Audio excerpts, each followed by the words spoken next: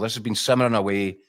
And in order, the reason to bring that up at this point, Daniel, is, well, in order for it to be simmering away for 2 or 3 weeks, however long it's been going on, that will have given Celtic time to get their ducks in a row. I refuse to believe that, they've either been blindsided or strong-armed into doing this deal.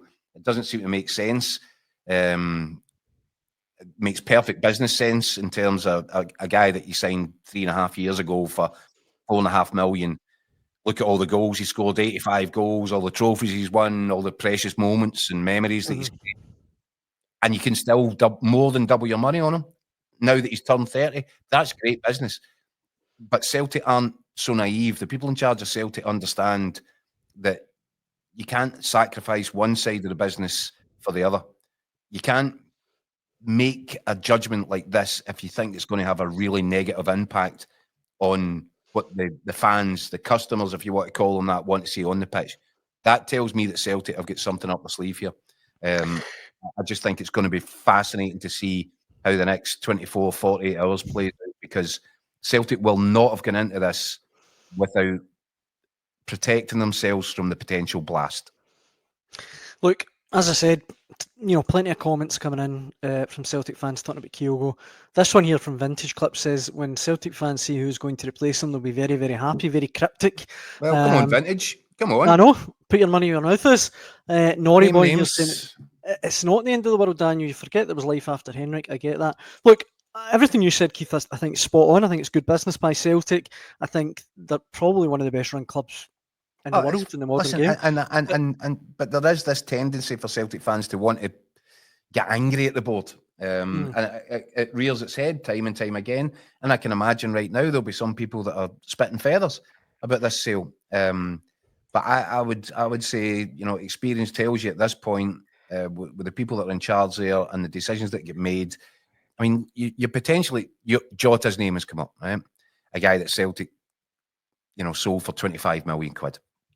Now, he's been named as a potential, I was going to say make weight. It wouldn't be a make weight, but a potential trade-off as part of this deal that will take Kyogo to Rennes. That's interesting. I think there's a real big hurdle that would need to be overcome with that. If that's to happen because of tax issues, which would mean it would probably have to be later on this year without having to settle a huge, monumentally huge tax bill. So that could throw a spanner in the works. Is it Jota? If it is Jota, when does he arrive? All these things will be interesting. But, if it was to be Jota, they bring him back at a fraction of the price that they sold him. Kieran Tierney, about to sign on. He will sign on pre-contract. Could very well, and I still strongly suspect he will be a Celtic player before the end of this month. There's a £25 million guy you're bringing back for free. Jota comes back. You've doubled your money in Kyogo. This is just fantastic business. Perfectly planned. As I said in the piece that I wrote, if I was a guy working for ITV's kind of insurers right now, and Peter Lawwell and Michael Nicholson turned up looking to get on Ant and Deck's limitless ladder, I think I'd have a heart attack, because Celtic are playing an absolute blinder financially here.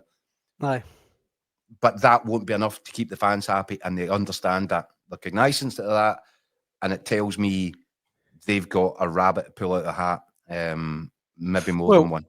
On that, Keith, there's one person who's put in here, and I can't put their comment up because their username's absolutely outrageous. But they are saying it's Evan Ferguson from Brighton, which, if they could pull that off, the Ireland striker, that would be pretty remarkable.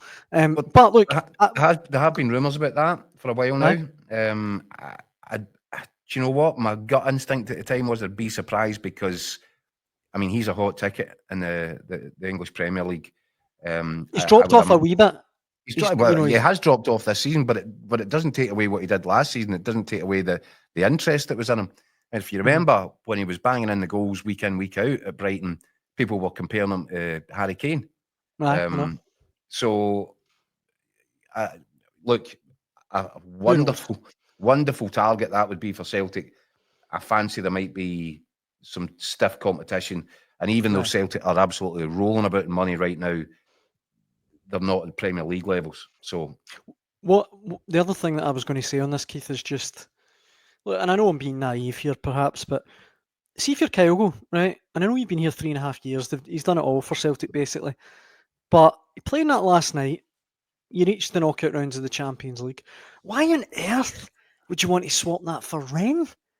Rennes, they're 14th in the French League. They're a point off the relegation playoffs in France. A fraction of the size of Celtic. I know we probably get a wee bit more money, but if it's about money, surely Celtic can... Well, I just think he's a brilliant player and he's going to be really hard to replace. You know, it's great business, fantastic business, but he's just a brilliant striker. Yeah. Well, I don't know, Daniel. Everybody makes their own choices in life, don't they? I mean, I've lost count of the amount of footballers that I've spoken to down the years that have been in similar situations. Have decided to leave the goldfish bowl behind, to try something new, and instantly regretted it because it's never the same. Yeah. Similarly, people saying, Keith, the World Cup and Japan won't pick. I mean, you tell me playing with the Champions League with Celtic and winning trophies, you're less likely to get picked for the World Cup than playing for Rennes?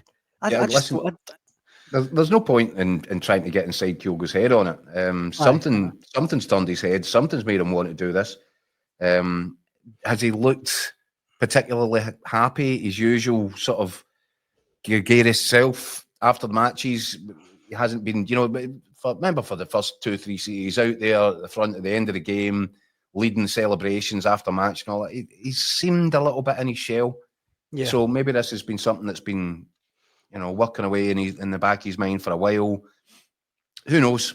I'm sure there'll be suggestions that he wasn't always Brendan Rodgers' cup of tea, that Brendan Rodgers would have a different sort of a profile of his perfect striker. It could be a combination of factors.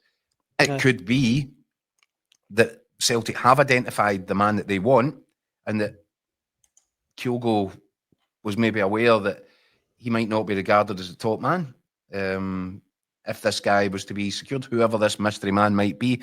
But I'm telling you now, I just refuse to believe that the Celtic board have gone for a cash grab here because they've maximised their Champions League income and they can get 10 million, so why not? That doesn't make any sense. That's not logical. And these are serious people. They understand that this will not go down particularly well. They understand that the shock involved in seeing Kyogo put the ball in the back of the net 3 times last night, albeit all 3 goals chopped off, for him then to disappear on a private plane the following morning. They understand there's a shock factor there. So that's why experience tells me there's something else at play here. And, as I said, the next few days are just going to be fascinating because I refuse to believe at this point that it's as simple as, well, there's an offer on the table, so just take it. Yeah, there's a deeper strategy involved to this. The other thing that I would say is that I was thinking about, about the stuff about Jota coming back and signing a top-level replacement. I think, Keith, aside from being a top-class football manager, an excellent football coach, I think Brendan Rodgers being at Celtic keeps the board on their toes in the sense that it keeps Celtic ambitious. Absolutely, no doubt about it. There might be other managers that would sell Kyogo and get a cheap replacement in. Rodgers isn't going to allow that. No, and also, and this is what will concern Celtic fans a little bit right now, as much as there's still being a high from last night. I think they'll look at it, and Adam Ida obviously plays a huge part, contributing to the goal that ultimately takes Celtic into the playoff stages of the Champions League. But as we said last night, Daniel, it involved a bad miss. He should tuck that away. So I think there'll be Celtic fans looking at going, well, can Ida really be trusted? Is he going to be the main man here? Because they're 2 very different strikers who do fulfill 2 very different roles for the team. You kind of look at it and you think Kyogo's more like a scalpel of a striker and Ida's like a sledgehammer. So the way Celtic play has to change to accommodate the personnel and the person that's leading the front line. Again, that leads me to believe that there's another idea. Now, whether that's the young kid that's at Villa, Louis Barry, maybe they see him as being ready oven ready to go into that team just now? I'm not sure. I think he's a young kid with obviously loads of potential. I'm not sure you get away with saying, yeah, he's the Kyogo replacement. He'd be an exciting signing though, Keith. Yeah, he would be. But is he ready to lead the line week after week, playing all these big games? I maybe don't know. not. There's a bit of the untried there, untested. But if they're convinced, then yes. But this is what I'm saying. That there will be logic to this. As confused as it seems at the present moment in time, there will be applied logic to this. Yeah. Now, is it the idea of having Jota and Kearney on the left flank, with Kuhn and Maeda on the other? Kuhn and Alistair Johnson on the other. Maeda possibly contending for the central position, maybe. But these are all the things that will become clear when the dust settles a little bit.